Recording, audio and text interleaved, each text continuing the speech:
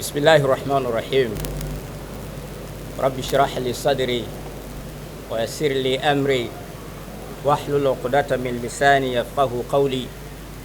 Alhamdulillahi rabbil alamin wassalatu wassalamu ala ashrafil anbiya'i wal mursalin Muhammad ibn Abdullah wa ala alihi wa sahbihi wa sallam. Amma ba'd. Awali yote tumshukuru Allah tabaraka wa taala na rehma na amani zimfikie kipenzi chetu Nabiiullah Muhammadun sallallahu alayhi wa alihi wa sallam, bila kuwasahau masahaba zake watukufu radhiallahu anhum ambao wamepigania dini ya Allah mpaka hivi leo ikatufikia kwetu. Mwenyezi Mungu awaridhie. Baada ya utangulizi huu wa kumhimidi Allah na kutaka sala na salamu zimfikie Nabiiullah Muhammad sallallahu alaihi wasallam, nichukue nafasi hii kabisa kuwashukuru waandishi wa habari ambao wamejitokeza kwa wengi kabisa kuja kuungana na taasisi yenu pendwa kabisa ya Ashabil Kahfi Islamic Center ambayo ipo katika nchi yetu hii ya Tanzania, katika mkoa wetu huu wa Dar es Salaam, katika wilaya pendwa ya Temeke na katika kata yetu ya Yombo Vituka Malawi kwa Chaurembo. Leo tukiwa katika mwezi mtukufu wa Ramadhani, na tunajua katika mwezi mtukufu wa Ramadhani majambo ni mengi. Sasa tumewaita katika kadhia nzima ya mashindano ya Ashabil Kahfi Islamic Center ambayo yalitarajiwa kufanyika tarehe 21 ya mwezi wa pili 2026, yakasogezwa mbele. Kwa hiyo kuna mambo kama matatu tunatakiwa tuyaweke sawa. Kabla ya kuanza, nianze na utambulisho. Aliyoko kuliani kwangu ni mwakilishi kutoka Singida, kutoka taasisi ya Rajai Foundation ambayo ndiyo sponsor wakuu katika mashindano haya. Aliyoko kuliani kwangu ni mwakilishi kutoka katika mkoa wa Singida, kutokea taasisi ya Rajai Foundation ambayo kwa mwaka huu ndio watakuwa main sponsor wa mashindano yetu haya ya 11 ya mkoa wa Dar es Salaam. Anayefuata kuliani kwangu, huyu ndio katibu wa taasisi ya Ashabil Kahfi. Sijawataja majina, kila mmoja atajitambulisha kwa nafasi yake. Ndio katibu mtendaji wa taasisi nzima ya Ashabil Kahfi. Aliyoko kushotoni kwangu, huyu ndio mratibu kamati kuu ya mashindano, katibu na mratibu wa kamati kuu wa mashindano, lakini ndio mwenye kitengo cha tahfidhul Qur'ani cha madrasatu Ashabil Kahfi.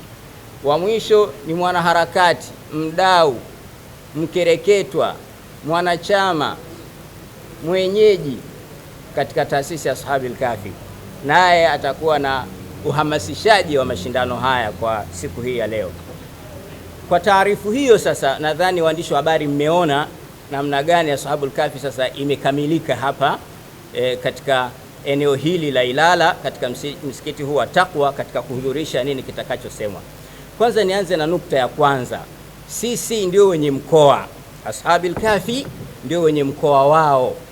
Unajua Mheshimiwa Mama Samia Suluhu Hassan, yeye ndio mwenye nchi yake katika swala la kiserikali, lakini ukija katika swala la kidini, Samahatu Mufti Abubakar ibn Zubair ibn Wambwana, yeye ndio mwenye nchi yake.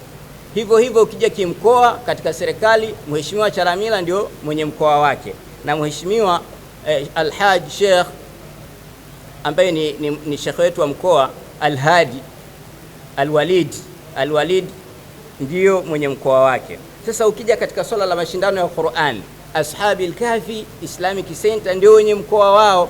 Kwa hiyo hata wote wanaofanya mashindano ya Qur'ani walioko katika mkoa, sisi ndio wenyeji wao. Mashindano ambayo alhamdulillah yamepita Bi Aisha Sururu, Mwenyezi Mungu amhifadhi, na yameenda vizuri alhamdulillah, yako ndani ya mkoa wa Dar es Salaam na ni mashindano ya kitaifa, sisi ndio wenyeji wao. Mashindano yatakayofanyika tarehe 1 ya Sheikh Nuruddin Kishki yatafanyika ndani ya mkoa wa Dar es Salaam, na sisi wa Ashabil Kahfi ndio wenye mkoa wetu, tunamkaribisha naye, ambaye atakuja mashindano ya Sheikh Kaporo ambaye atafanyika ndani ya mkoa wa Dar es Salaam. Kwa hiyo atafanyika ndani ya mkoa wetu kimashindano, sisi ndio wenye mkoa. Kwa hiyo kama ni wenye mkoa, lazima tuzungumze kimkoa. Kwa hiyo leo tupo hapa katika kuhabarisha habari ambayo iliakhirishwa. Sasa kukatokea sintofahamu, maswali mawili matatu, kulikoni Ashabul Kahfi tupo mbele yenu watazamaji duniani mnavyotutazama na katika nchi yetu pendwa ya Tanzania. Nianze na nukta ya kwanza. Nukta ya kwanza, taharuki isije kwamba mashindano hayapo. Mashindano yamesogezwa mbele. Lakini kwa nini taarifa ghafla? Tutalisemea hilo, ni kwa nini taarifa ghafla. Tuna habari gani baada ya hapo? Sasa mtatusikiliza. Ashabul Kahfi ni taasisi ambayo ni pendwa kwa jamii ya Kitanzania kwa sababu mambo yao huyafanya kwa uwazi. Mambo yao huyafanya kwa hekima, mambo yao huyafanya kwa busara, mambo yao huyafanya kwa kushauriana. Kwa mantiki hiyo sasa, kutokana na kufanya kwa busara, kwa hekima, kwa kushauriwa, kufata miongozo, kufata ile amani na utulivu, kulitokea mambo ambayo tulishauriwa na wadau wetu wa Qur'an, wakiwemo Rajai Foundation ambao ndio wadhamini wakuu haya mashindano, lakini kutokea kwa Mheshimiwa Samaha Mufti ambayo yeye ndio atakayekuwa mgeni rasmi katika mashindano yetu hayo, na tayari mwaliko anao na Aisha liridhia. Kwa hiyo hapa tupo live na tunalizungumza hili, kila mmoja analisikia.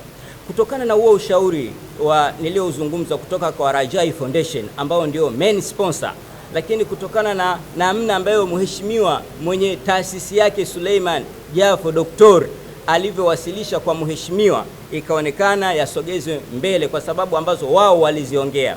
Lakini pia wanajamii, wadau wa Qur'an ambao ni hadhira ambayo inakuja kutusikiliza pale Julius Nyerere, watu walikuwa na ushauri mwingi kutokana na location ya mashindano ya Qur'an. Kwa hiyo ushauri huo, na kwa sababu sisi tunawatumikia watumishi wa jamii, tupo kwa ajili ya jamii, tupo kwa ajili ya kukitumikia kitabu kitukufu cha Qur'an, tukaona hatuna budi kuyachukua hayo na kuyafanyia kazi. Ni muhimu sana kufata ushauri, kufata maelekezo, kupata nasaha. Kwa hiyo kwa nasaha ambazo tulizopewa na ushauri ambao tuliopewa na maelekezo ambayo tuliopewa, ili tulazimu sasa kwa namna moja au nyingine jambo hili tuliakhirishe, tulisogeze mbele. Kwa hiyo kwa namna ya kwanza tunasema tunatuliza nyoyo za wadau wetu wa Qur'an. Tunazitulizaje? Tunasema kwamba tunaomba radhi kwa usumbufu uliojitokeza katika kuyasogeza mbele mashindano ya Qur'ani tukufu ya mkoa wa Dar es Salaam. Haya yanatoka katika kina cha moyo wetu sisi kama taasisi ya Ashabul Kahfi. Tuko mbele yenu kuwaomba radhi katika hichi kilichojitokeza. Lakini tunamshukuru Mungu sana kwa sababu jambo hili ni la kheri, ni jambo la Qur'ani. Wote wadau waliopokea taarifa ya kusogezwa mbele mashindano ya Qur'ani walilipokea kwa moyo mkunjufu kabisa, kwa sababu simu tulizopigiwa zote zilikuwa zikitupa pole na kutuombea dua. Na tunasema kama Ashabul Kahfi, alhamdulillahi rabbil alamin. Na tunawashukuru nyote mliokuwa mkituombea dua, mliokuwa mkitupa pole, mliokuwa mnatupa moyo kwamba hili ni jambo la kadari. Ni kadari imefanyika na sisi tumefikiwa na kadari, basi tumeridhia na jamii imeridhia. Tuna uhakika kwa yale ambayo mmetuonyesha kwa kutupigia simu, tumeridhika kwamba na nyie mmepokea kwa huzuni, lakini mmekubaliana na hiyo kadari. Kwa hiyo nukta ya kwanza ni hiyo, kutuliza nyoyo zenu. Tumezituliza kwa kuwaomba radhi Watanzania wote, Waislamu wote, washiriki wote, wazazi wote, masponsa wetu wote ambao wanaonekana kwenye bana zetu hizo. Tuna masponsa wengi hapo na wao walilipokea vizuri, na wao tunaendelea kuwaomba radhi, na wao wamesema tupo pamoja na Mheshimiwa Samahatu Mufti Abubakar ibn Zuberi wa Mbwana ambaye yeye ndio atakuwa mgeni rasmi. Nukta hiyo ilikuwa ni nukta ya kutuliza mioyo ya Watanzania na wapenzi wa Qur'ani tukufu kwa taasisi yao pendwa ya Ashabul Kahfi inayoandaa mashindano ya mkoa wa Dar es Salaam. Nukta ya pili ni sababu za kusogeza mbele haya mashindano. Nimezitaja awali hapo, kutokana na taasisi ya Ashabul Kahfi ilivyokuwa imejikita katika kuiheshimu Qur'ani na kuitukuza Qur'ani, iliona sio busara kwa changamoto ambazo tumezipata, kwa ushauri ambao tumeshauriwa, kwa maelekezo ambayo tumepewa, kuenda kuidogesha Qur'ani. Maana yake nini? kwenda kufanya kwa haraka haraka, kwenda kufanya kwa kulipua lipua. Hapana, tukaona Qur'ani ni msingi wa mambo yote. Kwa nini tusiheshimu, tusithamini, tusijali? Kwa hiyo tukaheshimu hicho kitu na kukubali yale mawazo kwa kuilinda Qur'an, kwa kuitetea Qur'an, kwa kuipa heshima Qur'an. Hizo ni miongoni mwa sababu ambazo zimeongeza uzito katika swala zima la kusogeza Qur'ani, haya mashindano ya Qur'ani mbele. Lakini nukta nyingine ya tatu ilikuwa ni ghafla.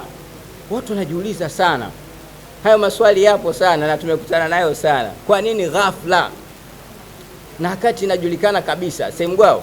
Kwa nini ghafla na wakati mashindano haya yametangazwa huko nyuma? Si mlikuwa mmeshajipanga na mnajua? Lakini tunajua kabisa kuna wakati mtu unaweza ukawa umeshajiandaa kutoka nyumbani na unajua ulishakuwa kamiligado kama vijana wanavyosema, lakini sio mgoa ametoka amefika mbele anaangalia mfukoni kwake haoni nini? Haoni simu. Ulikuwa umejiandaa, ulikuwa hujajiandaa? Ulikuwa umejiandaa, lakini imetokea jambo la kidharura, ulidhani tayari umemaliza, kumbe ulikuwa hujamaliza. Kwa hiyo haya ni mambo ambayo yanajitokeza. Sasa yanapojitokeza, kama mfano umesahau simu, lazima urudi kuichukua.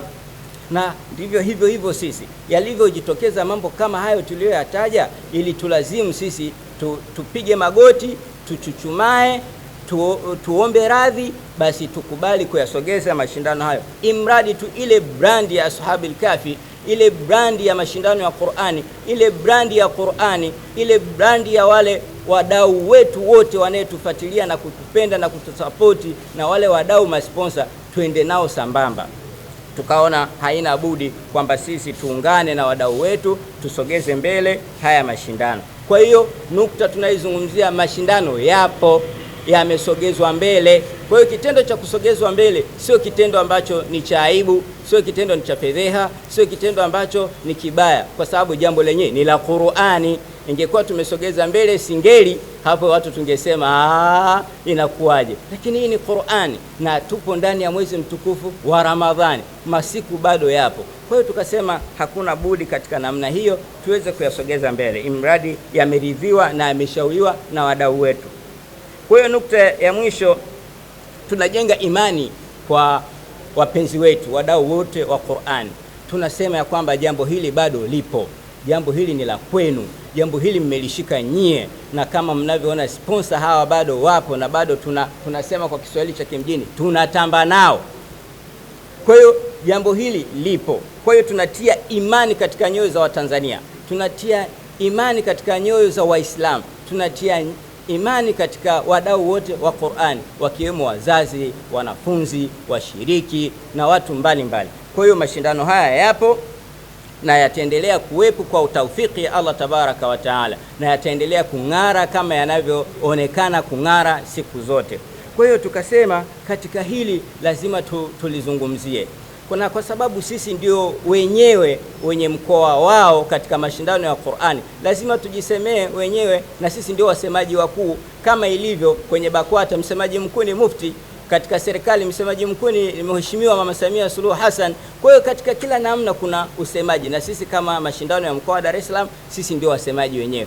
Kwa hiyo yakisemwa mengine tofauti na haya tunayosema sisi, hao sio wasemaji, hao ni wapambe ambao wanaungana na sisi katika kusema. Lakini usemaji ambao ni wa halali, usemaji ambao unakubalika, ni huu ambao tupo nao leo katika conference hii ya nyie watu wa media ambao mmejitokeza kuja kusikiliza na kuja kuona namna gani jambo litakaloenda. Hitimisho kwa nafasi yangu mimi kama mwenyekiti, watu wengine wanasema ile kama kafu tashbihi, watu wasipende kuitumia, aende mtu direct kusema mwenyekiti, lakini tunaweza tukatumia. Nikisema mwenyekiti wa taasisi ya Ashabul Kahfi Haruna Mustafa Mbese, hili jambo ambalo tayari tumelitia media kuja kulizungumzia ni jambo kubwa sana, kama tulivyosema ni jambo la kimkoa. Kwa hiyo upokeaji wake lazima uwe makini sana katika namna ambayo mwasilishaji amewasilisha na namna gani mapokeo yatakavyokuwa. Lakini kutokana na ile usogezwaji mbele wa mashindano tulivyosogeza mbele na jamii ilivyopokea, tunaamini kabisa hata hivi leo ambayo tumewaita waandishi kufikisha habari hii kwa wanajamii, mapokeo yatakuwa ni mazuri kabisa, na tunatarajia kwamba siku hiyo tutakayeitangaza hapa kupitia katibu wangu kutafurika. Na tuseme kabisa tunakuja kivingine. Semgwao, tunakuja kivingine. Naona hapa Azam TV wapo. Ichukueni hii Azam TV na media zote hapa. Naona watu wamekamilika na tuko live. Na watu wa magazeti wapo hapa. Tunakuja kivingine na tunataka kusema kuahirisha kwetu, kusogeza mbele kwetu kulikuwa kuna baraka kubwa sana. Kwa nini? Miongoni mwa mambo ambayo tutakuja kuyaonyesha siku hiyo, watu watasema kweli Ashabul Kahfi walikuwa wana haki ya kusikiliza wadau wao kusogeza mbele hayo mashindano. Tuna surprise nyingi sana, lakini hasa walimu wa madrasa tunaenda kuwafuta machozi walimu wa madrasa. Takbir. Tunaenda kuwafuta nini? Machozi walimu wa madrasa. Tunataka kuwahakikishia na kumwomba Allah Tabaraka wa Taala atuwezeshe katika hili ambalo tumeridhamiria kwenda kulifanya.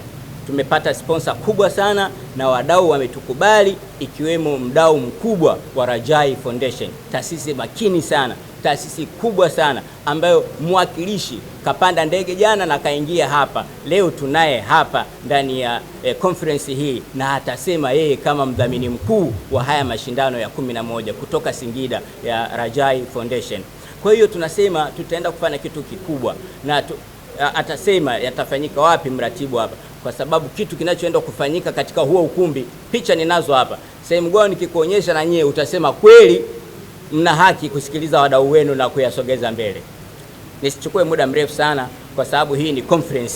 Hatuhitaji kufanya kama mawaidha au kufanya nini. Ni habari tu, umma ujue kitu gani kinaendelea, ilitokea nini, kuna nini na nini kitaendelea. Ni mambo matatu: kulitokea nini, kiko nini sasa hivi na kitu gani kitaendelea. Kwa hiyo mimi nimejaribu kueleza hayo na nadhani ameeleweka. Basi nisichukue muda mrefu sana, sasa nimpishe katibu wa kamati kuu ya mashindano aweze kujitambulisha na aweze kutoa sasa uelekeo mzima wa haya mashindano yatakuwaje na itakuwa ni nini na nini. Na nashukuru sana kwa kunisikiliza waandishi wa habari. Naomba kuwasilisha maudhui hii, na sasa nimkaribishe katibu wangu aendelee na kipengele hicho. Bismillahir alhamdulillah thumma salatu wassalamu ala rasulillah Muhammad sallallahu alayhi wasallam. Baad, baada kumshukuru Allah subhanahu wa ta'ala na kumtakia ziada za khairi Mtume Muhammad sallallahu alayhi wasallam. Naitwa Asa Khamisi Salum, ni katibu wa mashindano ya kuhifadhi Qur'ani tukufu, mashindano ya mkoa wa Dar es Salaam yanayoandaliwa na taasisi ya Ashabul Kahfi Islamic Center. Kama alivyotangulia kusema mwenyekiti, mimi sitokuwa na mengi isipokuwa kikubwa ni kuweza kutangaza rasmi mashindano yetu ya 11 ya kuhifadhi Qur'ani ya mkoa wa Dar es Salaam. Kutokana na kuhairishwa kwake, sasa tayari tumeshajipanga na kuweza kujua tarehe gani ambayo tutaweza kuyafanya mashindano hayo. Tusikilize vizuri wadau wa Qur'ani ili tuweze kuelewa na kuweza kuyachukua yale ambayo tunayasikia. Siku ya tarehe 17, siku ya tarehe 7 mwezi wa 3 2026, tarehe 7 mwezi wa 3 2026 ndio yatakuwa kilele cha mashindano ya kuhifadhi Qur'ani tukufu, mashindano ya mkoa wa Dar es Salaam. Mashindano haya tumeamua kuyapeleka nyumbani kwa sababu kama alivyosema mwenyekiti au mkurugenzi wa taasisi ya Ashabul Kahfi, katika miongoni mawazo ambayo tulipewa ni kuweza kutafuta namna gani tunaweza tukapeleka mashindano nyumbani ili wale wa nyumbani waweze kufaidika zaidi, kwa sababu ndio wadau wakubwa ambao wanaweza kufaidika na mashindano haya. Kwa mashindano yatakuwa katika nyumbani Yombo, ukumbi wa Paradise ambao unapatikana Machimbo Lumo mwisho wa lami. Machimbo Lumo mwisho wa lami. Kama alivyosema mwenyekiti, ni ukumbi wa kisasa, ni ukumbi ambao unachukua takriban watu 1300. Kwa hiyo ni ukumbi mkubwa, ni ukumbi ambao tunaweza tukafanya mashindano yetu na yakawa mashindano makubwa kama yanavyokuwa miaka yote. Namna gani tunaweza tukafika katika ukumbi huo? Kwa wale ambao wanatoka Gongo la Mboto, unapanda gari moja tu ambayo inakuja Machimbo Lumo, gari inayokuja Tandika lakini inapitia njia ya Buza. Utafika kituo cha Machimbo Lumo, utashuka hapo, utakuwa umefika. Kwa wale wanaotoka Kariakoo, unapanda gari zinazotoka Kariakoo zinazokuja Machimbo Lumo, ni gari moja tu ambayo unapanda. Lakini kwa wanaotoka Kigamboni, unapanda gari mpaka Tandika, alafu unapanda gari zinazokuja Gongo la Mboto zinazopita Buza na utashuka Machimbo Lumo. Kwa wale wanaotoka Mbagala, unakuja mpaka Tandika, unachukua gari inayokuja Gongo la Mboto ambayo inapita njia ya Buza na utashuka Machimbo Lumo. Hicho ni kituo maarufu, ni kituo ambacho kinajulikana na kila mtu. Kwa hiyo unaweza ukafika kwa kutumia namna hiyo ambayo nimeweza kuielezea hapa. Sina mengi ya kusema isipokuwa kikubwa nilikuwa tu natangaza. Jina la ukumbi linaitwa Paradise, ambayo inapatikana Machimbo Lumo. Lakini katika hizo kumbi kuna kumbi aina tofauti tofauti, lakini huo ukumbi jina lake ni Tanzanite, ndio jina ambalo tutafanyia hayo mashindano. Lakini napatikana hapo Paradise, Machimbo Lumo, mwisho wa lami. Baada ya kusema hayo, nawakaribisheni sana katika mashindano haya, mje mujionee namna gani Ashabul Kahfi imeweza kujiandaa na mashindano haya ya mwaka 2026. Baada ya kusema hayo, assalamu alaikum wa rahmatullahi wa barakatuh.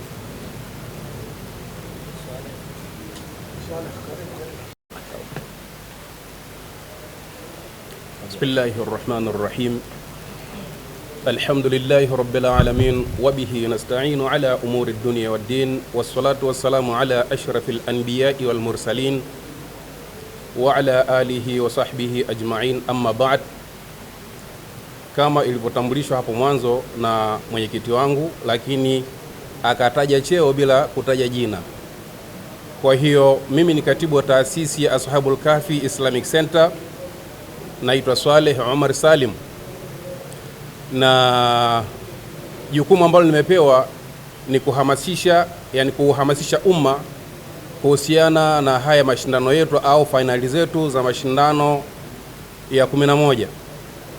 Walillahi alhamdu, Allah subhanahu wa ta'ala, baada ya mtihani ambao umetupitia na sisi tukaupokea kama ulivyo, kwa sababu Mtume sallallahu alayhi wasallama katika hadithi ambayo imetafsiriwa kwa Kiswahili ikiwa na maana kwamba kila jambo ambalo humpata mu'min basi kwake inakuwa ni khair. Ikimpata jambo la kufurahisha kwake yeye inakuwa ni khairi na anashukuru, na likimpata jambo la shari pia anavuta subira na kwake pia inakuwa ni khairi. Na sisi jambo hili ambalo limetokea la kuahirisha haya mashindano tumelipokea, walillahi alhamdu. Lakini Allah subhanahu wa ta'ala akabadilisha kutoka kwenye khairi ikaja kuwa ni khairi zaidi. Na nichukua nafasi hii kuwahamasisha walimu wa madaris na Waislamu kwa jumla, Waislamu wa mkoa wa Dar es Salaam katika wilaya zake zote tatu, wilaya Ilala, Temeke na Kinondoni. Tunakuhamasisheni mje kwa ujumla na kwa wingi, kwa sababu huo ukumbi ambao katibu ameutaja ni ukumbi mzuri, ni ukumbi mzuri hasa, yani haupishani pakubwa sana na ukumbi ambao tulikuwa tunaufanyia kule JK Nyerere. Hapa wanahabari hamwezi kuamini, na Mtanzania yeyote ambaye anatusikiliza hawezi kuamini, lakini ukumbi ni mzuri, pamezidiwa kidogo tu. Kwa hiyo ni kuhamasisheni ndugu zanguni Waislamu, ndani ya mwezi mtukufu wa Ramadhani, mwezi ambao Allah subhanahu wa ta'ala ameshusha Qur'ani, na kuhamasisheni kwa jumla ndugu zanguni Waislamu kuhudhuria katika mashindano haya, katika fainali hizi ambazo tumehamisha kutoka kwenye ukumbi wa JK Nyerere na kuuleta katika ukumbi ambao unaitwa Grand Paradise ambao uko katika maeneo ya Yombo. Ndugu zanguni Waislamu, mashindano kama yalivyopangwa, Allah subhanahu wa ta'ala ametujalia, na kama alivyotangaza katibu hapa kwamba yatafanyika tarehe 7 mwezi Machi kutoka kwenye tarehe 21 mwezi Februari. Kwa hiyo bado jambo liko pale pale na eneo liko wazi. Kituo ambacho amekitaja katibu, nadhani kidogo alisahau, kinaitwa Machimbo, kinaitwa Mwisho wa Lami, yani maarufu sana kwa jina hilo, na ni ukumbi ambao uko barabarani. Kwa hiyo hakuna mtu ambaye atapoteza pesa kama ilivyokuwa mara ya mwanzo kwamba akishuka posta atafute tena pikipiki ya kumpeleka JK Nyerere. Pale unashuka unaingia ukumbini. Kwa hiyo na uhamasisha umma wa Islam wa mkoa wa Dar es Salaam wote kwa ujumla tuhudhurie katika fainali hizo za 11 za mashindano ya Qur'ani ambayo yanaandaliwa na taasisi ya Ashabul Kahfi. Baada ya hayo nikushukuruni sana kwa kunisikiliza na niseme salamu alaikum wa rahmatullahi wa barakatuh.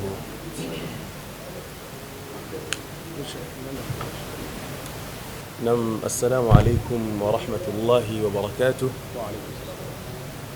Alhamdulillahi rabbil alamin wassalatu wassalamu ala man la nabiyya ba'da wa ala alihi wa sahbihi wa sallama tasliman kathiran wa barik alayhim wa sallallahu ala sayyidina Muhammadin sallallahu alayhi wa sallam. Ndugu zangu katika iman, ndugu waandishi wa habari, jambo la kwanza kabisa tumshukuru Allah subhanahu wa ta'ala kwa kutufikisha na kutujalia kukutana katika eneo kama hili, kukutana katika tukio adhim. Tunasema hakika yeye pekee ndiye muweza wa kila jambo, kwa sababu bila ridhaa yake tusingeweza kufika na kusimama hapa tulipo. Lakini vile vile jambo la pili, tunatoa shukrani kwa wale wote ambao wameweza kushiriki kufanikisha maandalizi haya au tukio hili kwa namna moja ama nyingine. Allah subhanahu wa ta'ala atawalipa katika kheri zake, lakini vile vile tunawaombea awaweke mbali na shari alizowaandikia. Shukrani maalum ziende kwa uongozi na familia ya Ashabul Kahfi, hasa katika kuilea na kuibeba taasisi yetu pendwa ya Rajai Foundation. Kwa nini iwe hivyo? Mwanzo kabisa, wakati haijajulikana kuwa Rajai Foundation, tulikuwa chini ya usimamizi wa Ashabul Kahfi, ambao wao walitupa imani na wakaona fika kwamba tunaweza kuwa katika upande wao, na wakatupa nafasi ya kusimama, tukaweza kusimama mpaka leo tukatambulika kwa jina la Rajai Foundation. Lakini vile vile katika hili mchango wao ni mkubwa sana, si wa kupuuzwa hata mara moja. Ni mchango wenye thamani kubwa katika safari ya taasisi hii ya Rajai Foundation. Lakini vile vile katika mazungumzo ya mkurugenzi wa Ashabul Kahfi, amezungumzia kunako kupangwa tarehe mpya ya mashindano ambayo tarehe yake ilishakwisha kupangwa. Hata hivyo, kwa kuliweka sawa pia zaidi, baada ya mashauriano marefu kidogo ya taasisi ya Rajai Foundation na mkurugenzi wa Ashabul Kahfi, ikaonekana busara vyema kuiahirisha tarehe ile ambayo ilipangwa hapo awali. Na uamuzi huo haukuwa ni wa kubahatisha. Kwa sababu gani? Kulikuwa na lengo la kulifanya jambo hili liwe na uzito zaidi, liwe na maandalizi bora zaidi, lakini vile vile liwe na matokeo mazuri yenye athari chanya katika jamii inayotuzunguka. Hiyo ndio ilikuwa maana sahihi. Lakini vile vile dhamira yetu hasa kama Rajai Foundation, dhamira yetu kuu ni kuhakikisha kuwa tukio hili adhim linakuwa chachu ya mabadiliko, hasa mabadiliko ya jamii, ya vijana, walezi pamoja na watoto. Lakini vile vile tunatamani sana kuona matokeo haya yatakayopatikana yatagusa nyoyo za watu na kuleta manufaa ya kudumu katika jamii. Hilo ndio ilikuwa lengo. Na kama alivyosema mwalimu mfano mzuri wa hilo ni kuwainua walimu wa madaris mbalimbali, kuwainua walimu, kuwaenzi, kuwatia moyo zaidi na zaidi, kwa sababu bila juhudi za walimu hao au subra ya changamoto wanazozipitia katika kufundisha, kuwafunza watoto wetu, bila subira zao, basi tusingeweza hata kupata wanafunzi ambao wangeweza kushiriki mashindano haya ambayo sisi leo tupo nayo na tunayatarajia insha Allah. Kwa hiyo tunaweza kusema kwamba walimu kama walimu wa madaris, wao ni wapanda mbegu na sisi tunaenda kuvuna zile mbegu walizopanda wao. Wamefundisha watoto, wakawaelimisha, wakawafunza, wakawapa maarifa. Sisi tunavuna kwa namna gani? Tunapowatumia katika kutuburudisha katika Qur'an, kutusomea Qur'an, kuwasikiliza wakisoma. Hayo ni matunda ambayo tunayavuna kutoka kwa walimu hao. Kwa hiyo tunaweza kusema ya kwamba wao wamepanda mbegu nzuri na sisi tunaivuna mbegu hiyo kwa kuwafuta jasho, lakini vile vile kwa kuwaongezea juhudi za kutoa maarifa, kuwaongezea wale vijana wetu ambao wanawafunza. Lakini ndugu zangu katika imani, ndugu waandishi wa habari na wengineo wanaotizama, kwa wale ambao hawaifahamu taasisi ya Rajai Foundation, ni taasisi ambayo makao yake makuu yapo Singida mjini, ambayo ilianzishwa miaka kadhaa michache nyuma iliyopita, na taasisi hii inaongozwa au ilianzishwa na mwenyekiti wake ambaye ni Rajab Juma al-Maruf Eden Rajab. Ni kiongozi mwenye maono, hasa mwenye dhamira ya kuona elimu na maendeleo ya kijamii vikikua kwa msingi wa maadili na heshima. Na ndio maana leo tuko hapa, tumeweza kusapoti mashindano kama haya. Lengo ni kukuza vipaji pamoja na elimu na kuwafanya wale walioibeba elimu ile kufarijika kupitia mgongo wetu, kwa sababu alizoziandika Allah subhanahu wa ta'ala. Lakini vile vile tufahamu jambo moja, Rajai Foundation pamoja na Ashabul Kahfi kufanya jambo kama hili na wengineo ambao wameweza kushiriki katika wadhamini, kufanya mambo kama haya si kwa sababu ya kutafuta umaarufu au si kwa sababu ya kutafuta sifa, bali ni kuleta athari chanya katika jamii zote zinazotuzunguka, lakini vile vile kutegemea malipo yaliyokuwa mema na mazuri mbele ya Allah subhanahu wa ta'ala. Kwa hiyo ndugu zangu, tukio hili si la kawaida, tulingojee kwa hamu, na itakapofika basi tutapata mengi yatakayoathiri nyoyo zetu pamoja na maisha yetu ya kawaida. Lakini vile vile